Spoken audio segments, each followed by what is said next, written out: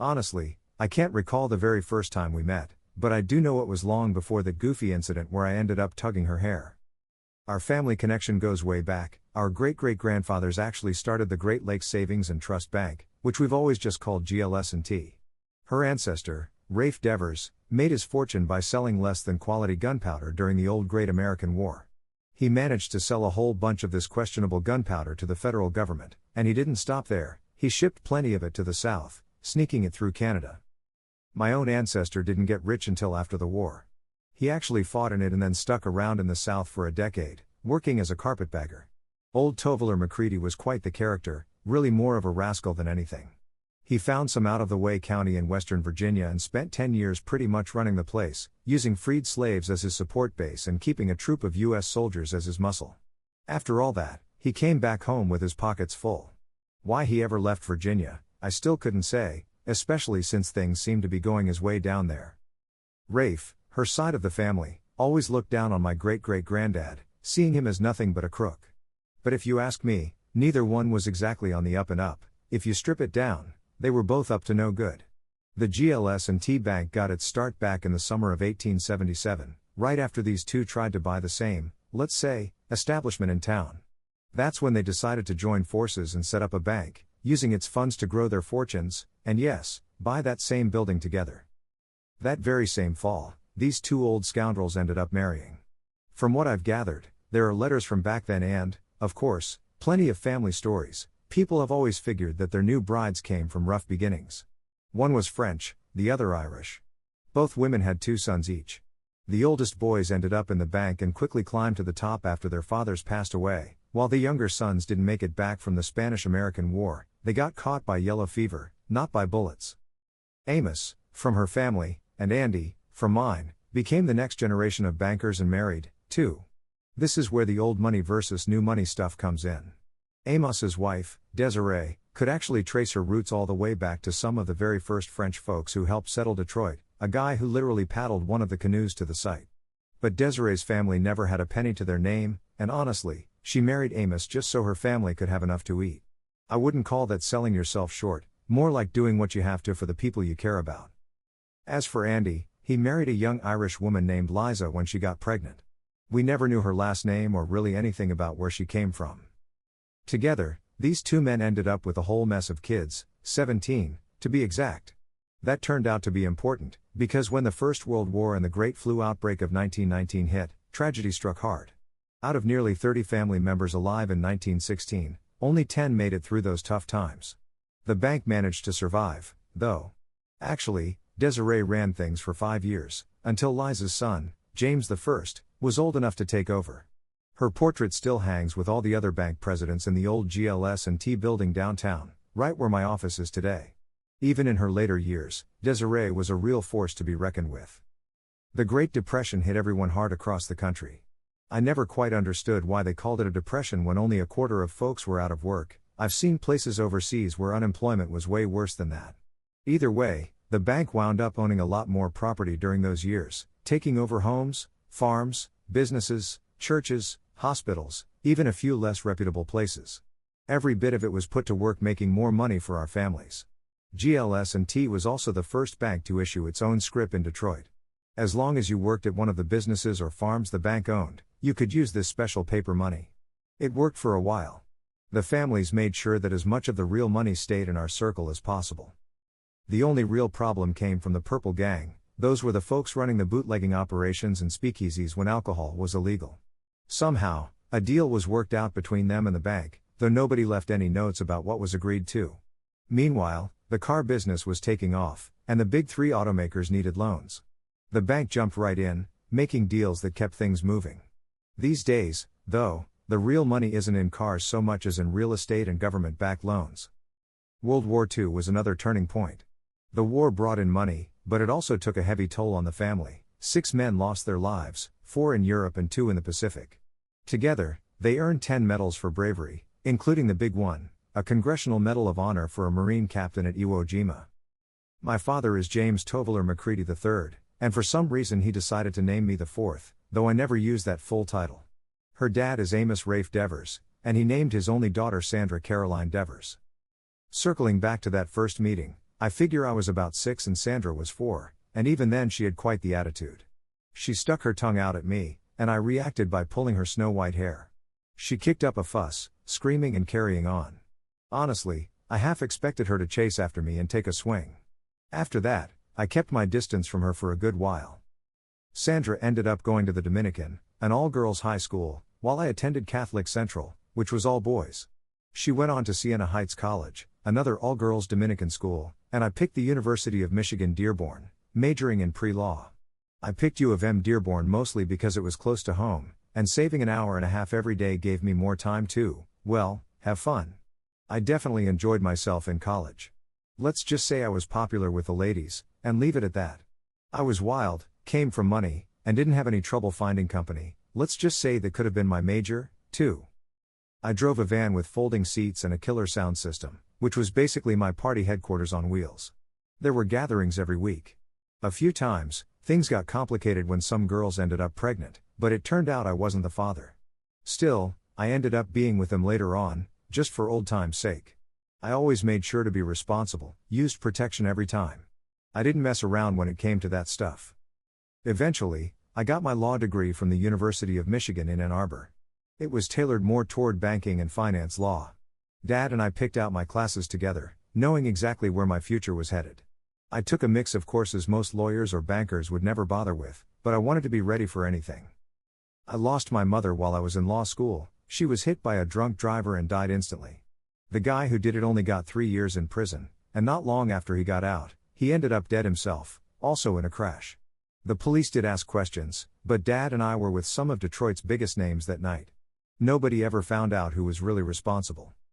Then came the day of the big meeting, one of those moments you just know will shape the rest of your life. There were 4 of us in the room: my father, James III, Sandra's father, Amos Devers, his wife, Caroline, and me. We skipped most of the small talk and got straight to the reason for our family and business meeting. Dad and I had talked about merging the families for years. His dream, and mine, too, was to bring all the pieces of the bank together, with me at the helm. Sandra was set to inherit part of the bank, and I was the only male heir on my side. The whole thing seemed almost fated, given our family histories, almost like it was meant to happen in that back room of the old building our ancestors bought back in 1877. It wasn't smoky, since Dad had asthma, but the place had only ever closed on Sundays for a couple hours so employees could get to church. These days, that Sunday church visit isn't required, and things are run a bit differently.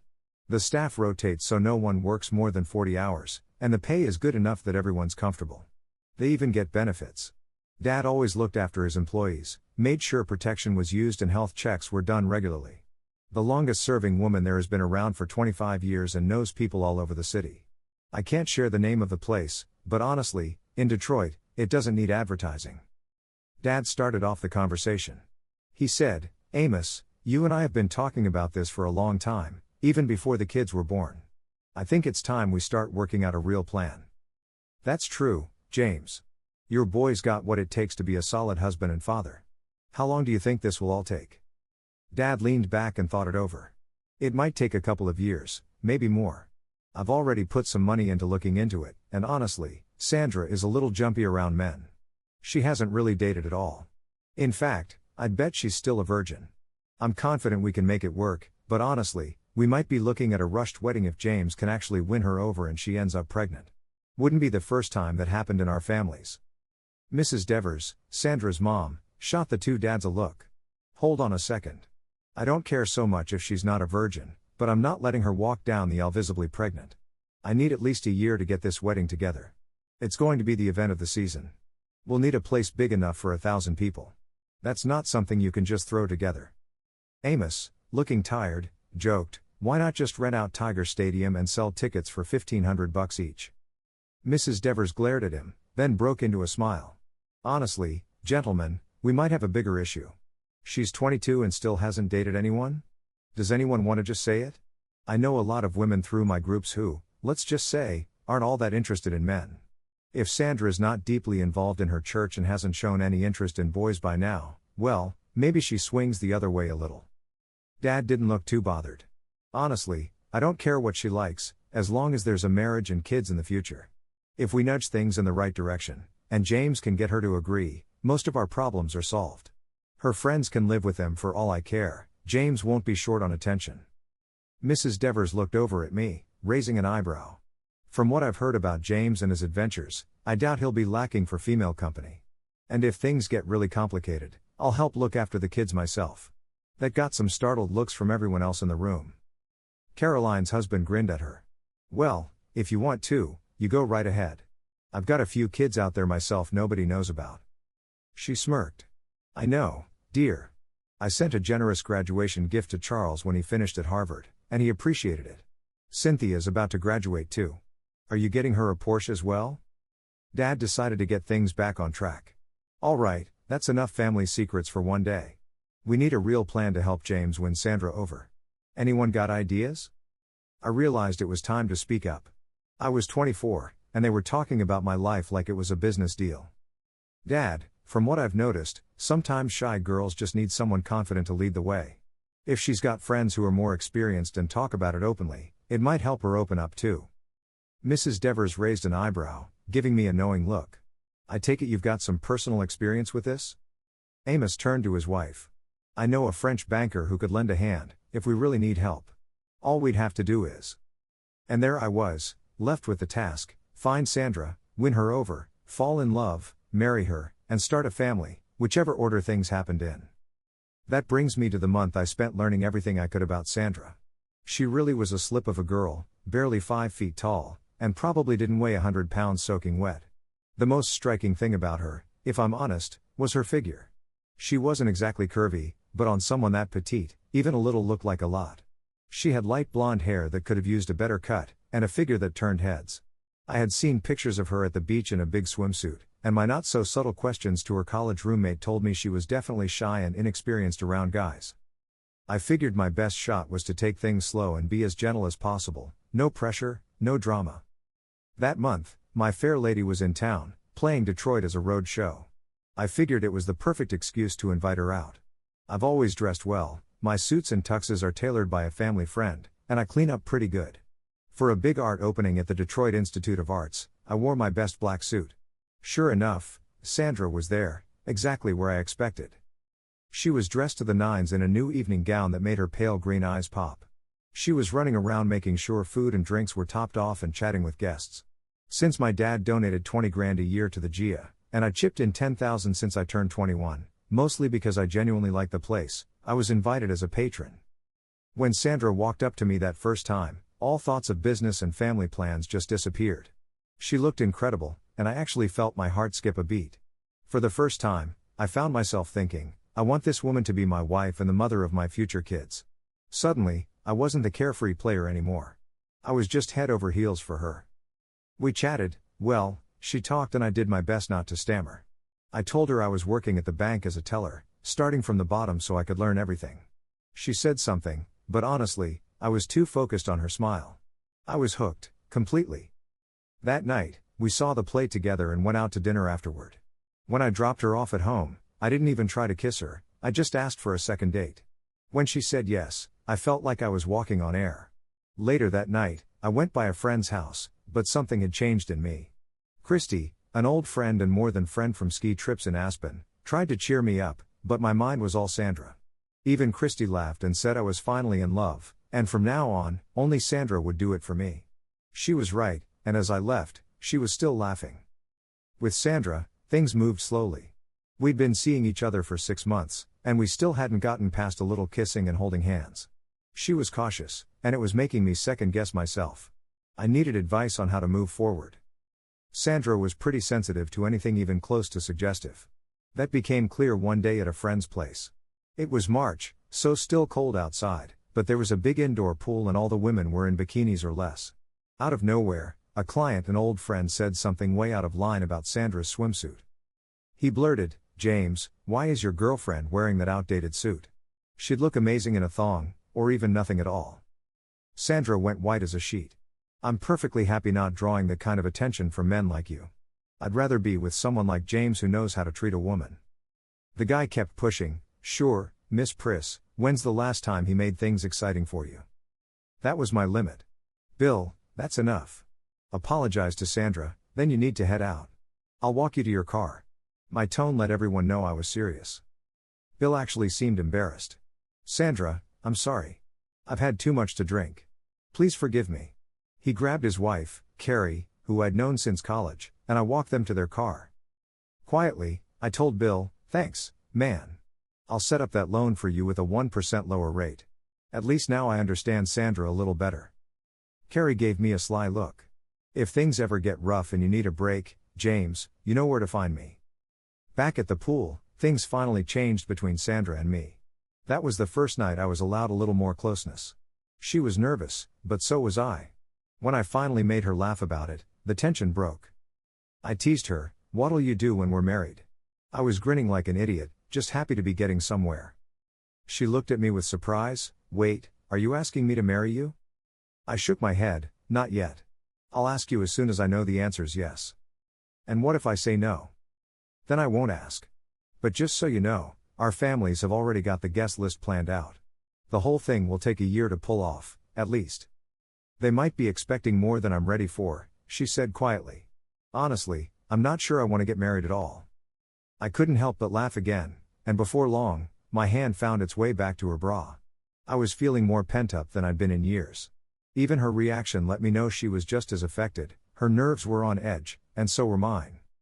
When Sandra finally asked me to leave, I barely made it out the door before heading to Bill and Carrie's place, hoping to clear my head. Carrie was always good at helping me let off some steam, and that night was no exception. We both ended up making a bit too much noise, so much that Bill walked in to make sure we weren't tearing the place apart. On my next date with Sandra, I managed to get her bra off, and pretty soon, I was making slow progress, trying to move things forward, but still keeping it respectful. While all this was going on, Amos was keeping himself busy.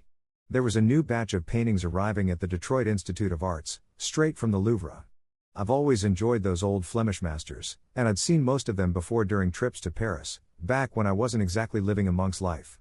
This time, though, the art show had a new twist. Sandra was about to have a guest at her place for 6 months, though at that point, it didn't really affect me. I wasn't staying over anyway. After all, I still wasn't getting past holding her hand or touching her arm. I did discover one thing. If I was tired and had a drink or two, I could pretend whoever I was with was Sandra, which made things a little easier. The only problem was, sometimes I'd accidentally call them by her name. Never went over too well. I'm not usually the nosy type, but with another woman living at Sandra's house, I started to get a little anxious. I picked up the phone and called Amos. "Hey Amos, it's James the Younger. Can you tell me about this French visitor? You heard already? She's something else, a real leader, and she's not shy about pursuing what she wants. She's engaged back in Paris and plans to get married in a couple years. Her name is Nicole. She's bound to encourage Sandra to open up a bit around you." "What about the whole girl-girl thing?"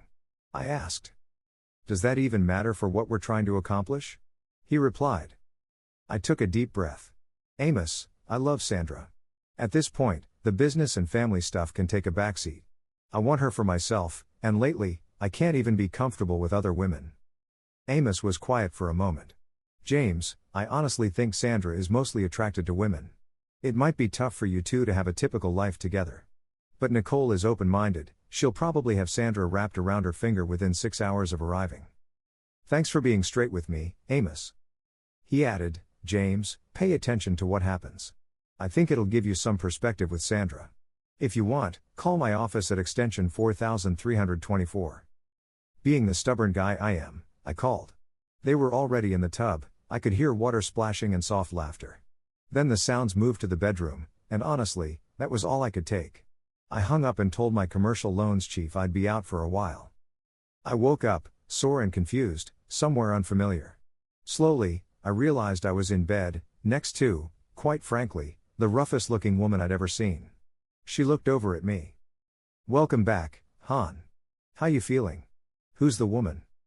I struggled to catch my breath, moaned a bit, and she nodded toward the bathroom.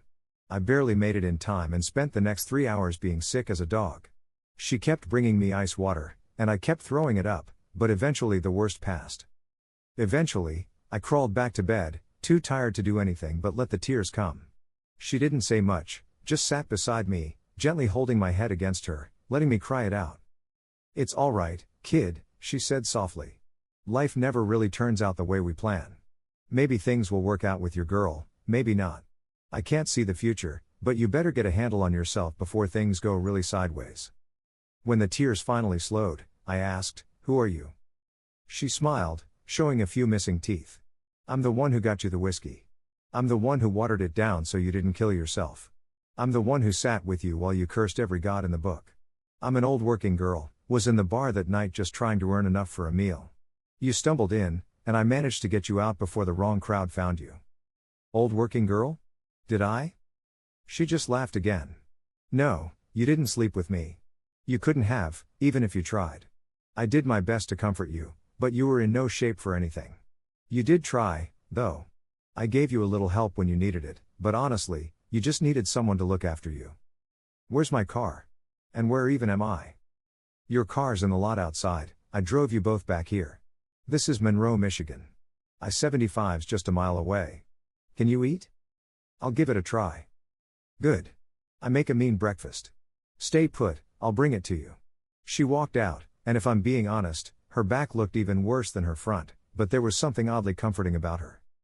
I checked for my pants and, of course, my wallet was missing. She stuck her head back in the doorway and laughed.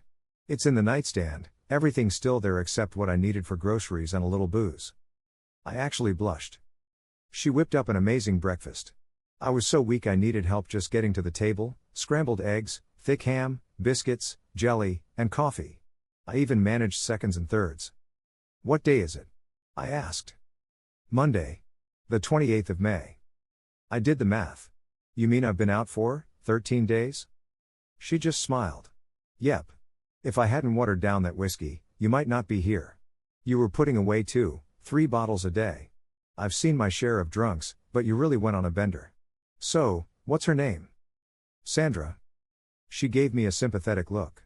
"Must have walked in on her with another man, the way you were drinking." I shook my head. "No, she's with another woman. And there was nothing I could do about it." I glanced around her tidy little kitchen. "So, where's the—" She cut me off. "No more booze for you.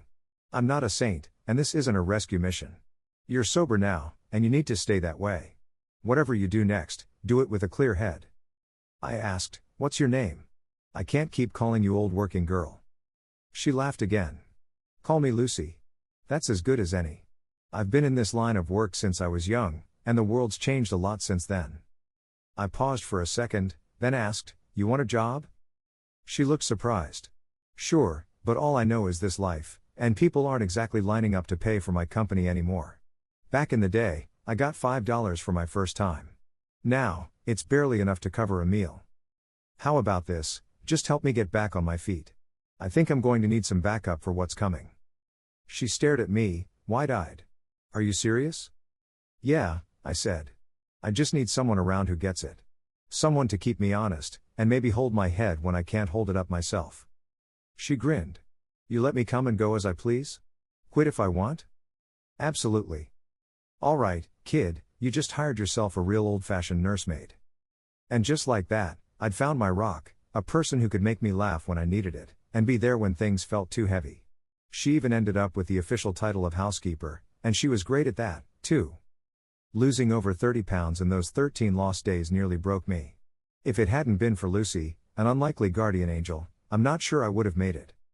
From that point on, I was Dearie and she was Lucy. She officially joined my father's payroll, but she lived with me out in the old carriage house behind the main family home. Her room was the little bedroom at the back. In 90 days, her health insurance kicked in.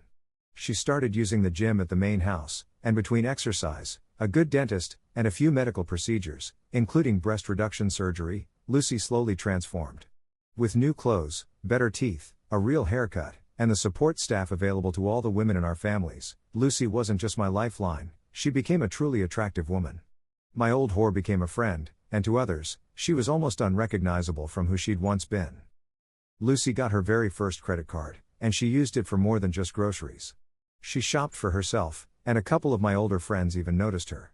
Every now and then, she'd go out on a date, but whenever I needed a friend, she was there. I never tried to dig into her past. Lucy was Lucy, and that's all I ever needed to know.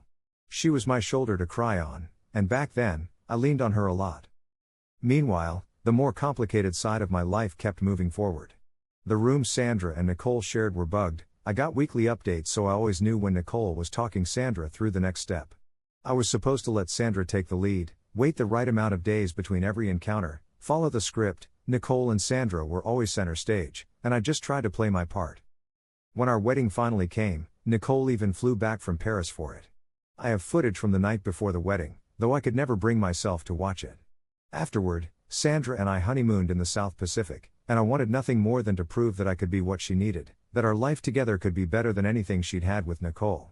Maybe that was a mistake, pushing so hard to prove myself. For 3 weeks, I put everything I had into that effort, but it always felt like I was trying to catch up to a memory I couldn't touch. Sometimes I could make her happy, but honestly, I don't think either of us found what we were searching for. It was rough. With the new house still under construction, we lived in the carriage house, together with Lucy. Sandra wasn't thrilled. "Why is she still here?" Sandra demanded one evening. "She's my housekeeper," I answered. "She could just work part-time. We don't need a full-time housekeeper in a place this size. I don't have any privacy." "Then she's my valet." "That's not going to change," I told her, more stubborn than ever. Deep down, I knew Sandra was never going to be truly happy with me. Lucy was the one holding my world together. 6 weeks after we were married, Sandra delivered the news. "I'm pregnant." I couldn't help grinning. "That's wonderful. I'll tell the contractor to speed up the new house. We'll need all the bedrooms. I'd love 6 or 7 kids, honestly." She didn't look too thrilled. That was just the start of the rough times: headaches, backaches, cramps, and a growing cloud of sadness around her. By the end of her pregnancy, she was in Paris again with Nicole, getting ready for another wedding. I wasn't invited. She had a nurse and a maid traveling with her. When she returned after 2 weeks away, she dropped a bomb on me. "I won't sleep with you again. This will be our only child. If it's a girl, her name will be Victoria. If it's a boy, Victor." I was stunned. "What? You're saying, never again?" My world crashed down in that moment. "That's right. You're not coming near me again," she said, and she walked away. I reached for a bottle, but before I could take a drink, Lucy's hand closed over mine. "Dearie, what do you think you're doing?" "I'm going to get drunk," I muttered. "The hell you are. She's your wife, and you're too decent a man to force anything. Just like you told her about me, get over it, and get on with your life." So I did, or tried to. I was married to someone who could never love me the way I wanted. I couldn't admit to anyone, not even myself, how much that hurt. Maybe I just held on because I was too afraid of what people would say if we split. Or maybe it was because she was still the only woman who could set my heart, and everything else, racing. But no matter what, I just kept hurting. Like they say, life keeps moving. The GLS&T Bank got even bigger through buyouts and mergers. Dad died of a heart attack playing poker in that old back room of the whorehouse, not with an employee, just playing cards. He never mixed business with pleasure. Amos got struck by lightning out on the 17th hole of the golf course. People always joked even God couldn't hit a 1-iron, but he did that day.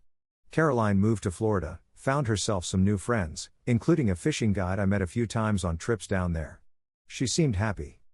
Sandra made trips to Paris every other year, 6 weeks in the summer, 6 in the winter. Nicole did the same, but on opposite years. Visiting us in the US, I had more footage of their time together than I ever wanted, all locked away in my safe. I once asked Sandra about artificial insemination, hoping maybe we could have more kids. She said she'd think about it, but I never got an answer. Sometimes, in my lowest moments, I even considered tricking her, getting her drunk or finding some other way. But the truth is, that's not who I am, and even if I tried, it never works out the way you want. In time, I gave up on the idea of having more children. Life with Sandra was a public show and private misery. She rose high in the GIA, thanks in part to family money. We sponsored a big exhibit every year. She scheduled us for every major event. Lucy and my secretary kept my calendar straight, made sure I was in the right clothes for the right event, and slipped me speeches to read as we drove to another gala. Sandra and I smiled for the cameras, held hands, and every now and then she'd give me a quick kiss on the cheek, rarely on the lips. Every time a social event ended, Lucy was there to keep me away from the bottle. She saved me from myself more times than I can count. Lucy also suggested I talk to Jacques, Nicole's husband. That turned out to be one of the best decisions I ever made. We hit it off, and before long, we were working on new plans for the future, fresh ideas for the families, the bank, and our kids. When our daughter Victoria was old enough, I made sure her summers and winters were packed, trips to Aspen for skiing, time in the islands, and an outdoor youth group I put together myself. We camped, rafted, fished, and even climbed a few, small, mountains together. Victoria was Sandra's spitting image. Sometimes it felt like she was a clone. I poured all the love I had into her, just like that old Clark Gable line, I couldn't love my wife, so I gave it all to my daughter. And I did. I spoiled her. I cherished every minute. Since Sandra couldn't, or wouldn't, talk to Victoria about growing up, Lucy stepped in. At 10, Victoria came to her with questions only a woman could answer. At 12, when she wanted to know what some of the boys at school were really talking about, Lucy told her the truth, simple and straight. At 14, Victoria asked about her mother. She worried she'd turn out the same. Lucy asked her a few honest questions, and when the answers were all no, she told her not to worry. A lot of those talks happened in my study, a place where I rarely let anyone else in. But Lucy was different. She'd just stroll in, plop down, and ask, "How's it hanging, dearie?" She'd fill me in on what I needed to know, and I'm sure there were plenty of things she kept to herself, too. A young woman deserves some secrets. But sometimes, I'd hear about Victoria's first kiss, like the time she was 13 on a ski trip. The boy surprised her on a run, and just as he kissed her, another skier crashed into them. All three rolled halfway down the slope. When Lucy told me, I couldn't help but laugh. Somewhere along the way, the love I felt for Sandra just started fading. It didn't disappear all at once, it was more like a slow, steady erosion. I'm not sure I ever really understood why I loved her in the first place. And that connection she had with Nicole? That was even more of a mystery to me. I always knew about those dozens of films of them together, but I never watched a single one. After we got married, I stopped reading the investigators' reports, too. I did my best to ignore the reality of her life and who she truly was. For a long time, I couldn't even imagine being with another woman. Eventually, though, I found myself with a mistress, a smart, driven lawyer named Rebecca Norris. She worked at a firm our bank used for cases our own people didn't want to handle. Rebecca was everything Sandra wasn't: independent, sharp, and, maybe most importantly, she actually seemed to want me. I paid for her townhouse, complete with a private garage just for my car, and she gave me a key. That arrangement lasted about a year before she decided it was time to move on. I ended things quietly, even talking it out with her boss, Frank, in the showers at the Detroit Athletic Club. "Frank, how's business?" I asked. He grinned. "Lawyering's good, James. How's banking treating you?" "Can't complain. That Rebecca Norris is a fine attorney, I hear she's up for partner soon." "In a few months," he nodded. "Will I see you at the golf club this weekend?" He shook his head. "Can't make it. Word is, you're opening a new branch up north, in the Upper Peninsula, maybe Ironwood? One of our junior partners messed up a deal. Let's just say he got too involved with a client's wife, and now I have to clean up the mess. I ought to fire the kid, but he's family. I'm shipping him out to a hellhole for a few years." I smiled. "I'll need a sharp attorney up there. We open in about 10 days. Maybe you can explain to your guy how the folks in the UP feel about that kind of thing. Upers, as we call them, have a way of making their opinions clear." "I'll do that. See you at the auto show?" "I'll be there." It's funny how much can get settled in just a minute or two when old friendships and a little money are involved. In less time than it took to dry off, both of us got exactly what we wanted. It was the summer when Vicky turned 15 that Jacques and I finally sat down and talked things out, man to man. Believe it or not, we even joked about some dark solutions, fantasies about drunk drivers and accidents. But deep down, we both knew, they were the mothers of our children, and we could never really hurt them. That year, Nicole came back to the States. Sandra had set up a trip for the two of them to Montreal, the heart of French-speaking Canada. Nicole's son Henri stayed behind in Paris, so Sandra picked Nicole up at the Detroit airport. The moment they got home, they found that old soaking tub in our new house, and, well, their reunion was everything you'd expect. For the first time in 15 years, Jacques and I listened in together. The sounds of their happiness made it clear, whatever was between Sandra and Nicole was something neither Jacques nor I could compete with. Afterward, we just looked at each other, poured another glass of 25-year-old cognac, and let the reality sink in.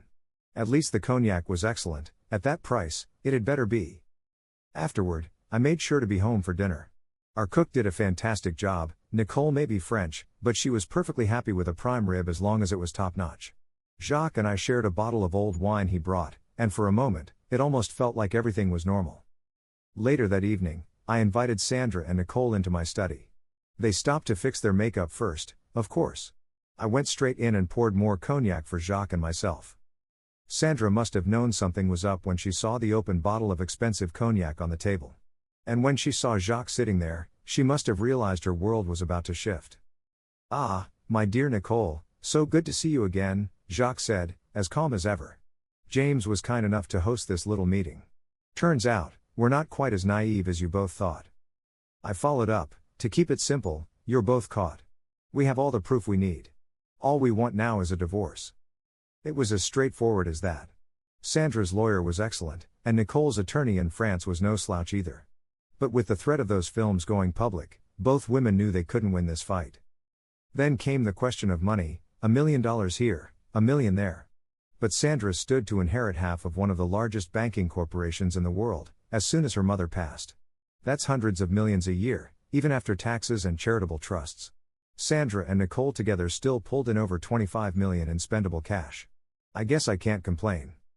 The ladies ended up settling in Montreal, running a travel agency they bought together. It was more than a typical travel business, hundreds of employees around the globe, offering a go-anywhere, do-anything experience. They even added a companion service. You could choose a male or female travel buddy, or even more than one, if you could afford it. In effect, they built a worldwide high-end escort service, legal, profitable, and in high demand. Nicole continued her pattern of seeing married men on the side, though now they were much older, and from what I heard, not all of them were up to the challenge. But I'm sure Nicole and Sandra found ways to keep things interesting. As for me, I eventually remarried. My new wife was Brianda Cousins, a second assistant vice president at the bank. She was 30, divorced, and didn't have any kids. We dated 4 times before I proposed, right in the middle of a working lunch on a Monday. She said she'd think about it and let me know by the end of the week. She took the rest of the week off. I found out later that Lucy and Brianda spent a lot of that week together. Brianda agreed to marry me, and our life together brought new hope. We have 2 young sons now, and I've already started making plans to bring back that youth group experience I created for Vicky. I talked with some of the dads in my circle, and every one of them was eager for more time with their kids. So, every Wednesday night, we meet for 4 hours, share a meal, then go swimming or ice skating. We've found coaches and places for the kids, and I can already spot a few with real talent. Maybe, if the stars line up, I'll get to cheer someone on at the Olympics one day. For now, though, we're just having a good time and building something for the future. Next year, we're adding skiing, camping, and more adventures, just like I did with Vicky. Speaking of Vicky, she and Henri are making plans for marriage, not right away, but in a couple of years. Funny how things work out. There was never a master plan for this, it just happened. With the 4th largest bank in France and the 18th largest in the USA soon to be under one family's management, it feels like all the old stories are coming full circle. This union will help us stand strong against the real heavyweights who've tried to swallow us up. Jacques has 2 daughters with his trophy wife, so who knows, maybe someday my sons and his girls will find a connection. We'll bring them together, let them get to know each other, and see what happens. If something blossoms, that's great. If not, well, life goes on. Caroline passed away after a stroke, and her will left 1/8 of the bank to Sandra, and 3/8 to me. That brought my share up to 7/8 of the GLS&T Bank Corporation. I guess, in the end, she didn't quite approve of Sandra's choices after all. And Lucy? That old whore everyone used to whisper about? She surprised us all, she got married. She became the wife of Clifford Dugan, my vice president of mergers and acquisitions. I'll never forget the way it happened. My secretary had scheduled me a free hour one afternoon, and Clifford asked to see me. I figured he had a hot business deal. He sat down and hit me with it right out of the gate. "James, I want to marry your old whore." That stopped me in my tracks. "Why?" was all I could manage. He looked me straight in the eye. "Because I love her, and she loves me. She doesn't have a father to ask, so I guess you'll have to do." I told him I'd need to hear it from her myself. Before I could even reach for the phone, Clifford called her in. Lucy came in, looking more radiant than I'd ever seen her, absolutely glowing. "What's this, Lucy? You leaving me after all these years?" I joked, though I was fighting back tears. She just laughed. "Oh, hush, dearie. I'll always be here for you when you need me. But tell this man I'm his now." I looked at Clifford. "She's yours, to have and hold, to honor and cherish. But if you ever hurt her, you'll answer to me." Clifford and I shook on it, and Lucy sent him back to his office so she could sit with me a while. "We need to talk," she said, taking my hand. "What's on your mind, Lucy? You've got my blessing, just tell me and Brianda what you want for the wedding. I hear Ford Field or Comerica Park can be rented out, if you want to go big." She laughed. "Nothing so fancy, dearie. Just a small wedding at St. Anne's is all I need. And thank you." I told Brianda everything about Sandra, how it almost broke you, how you'll always have a piece missing, but also how much you love her and what a good man you are. I told her you'd take care of her and any children, that you were worth marrying. "Don't make a liar out of me, or I'll break every bone in your body." I hugged her, kissed her on the cheek, and sent her back to her man. I didn't ask, and they didn't tell, but I knew Lucy. If she was doing this, she'd be just fine. Clifford knew the whole story, there's no way he could have missed it. I always wondered if he knew her real name. She'd taken the last name McCleary, but most of her cards said Lucy McCready. If anyone asked, I would have sworn she was my sister, and with my kind of money, it would stick. Brianda and I were there at their wedding. She was so pregnant she looked about to pop. For the first time, I walked someone I loved down the aisle to give her away, and though I swore I wouldn't cry, the photos proved me wrong. I knew I'd have to do this again for Vicky someday, and I was already looking forward to it. A little later, we found out Lucy was expecting. She was 45, but sure enough, 5 months after the wedding, she had a healthy baby boy, James Toveler Dugan. That old whore I'd always leaned on, no, my Lucy, had found real happiness. I couldn't be prouder. 2 years later, I was lying in bed reading an email from Sandra. She'd written her version of our story and wanted my opinion before publishing it. I figured it was only fair to add my side, and so here it is, our story, out in the open. It's been a tough road. Maybe I could have done some things better, but I did what I could. The future will judge how well I did. I turned to Brianda, kissed her, and she pulled me close. For the first time in a long while, I didn't compare her to anyone else. Sandra was a part of my past, important, not forgotten, but finished. What mattered now was right in front of me. "I love you, Brianda," I whispered. She smiled, that same way she always does. "I know you do, James. So how about we make another baby?" And we did. 9 months later, James Toveler McCready V arrived, healthy and ready for whatever future this world has to offer.